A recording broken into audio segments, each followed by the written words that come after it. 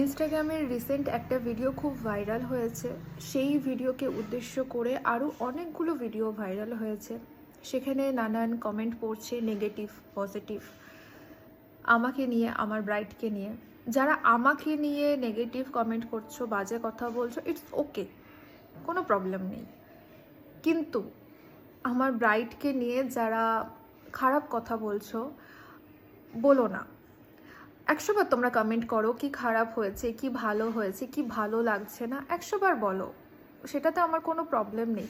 কিন্তু আমার ব্রাইডের সাথে তো আর তোমাদের কোনো প্রবলেম হয়নি যে তোমরা তাকে নিয়ে খারাপভাবে কথা বলে যাচ্ছ। দেখো, জনে জনে গিয়ে আমার প্রত্যেকের কমেন্টের মধ্যে গিয়ে এই কথাটা বলা সম্ভব নয়।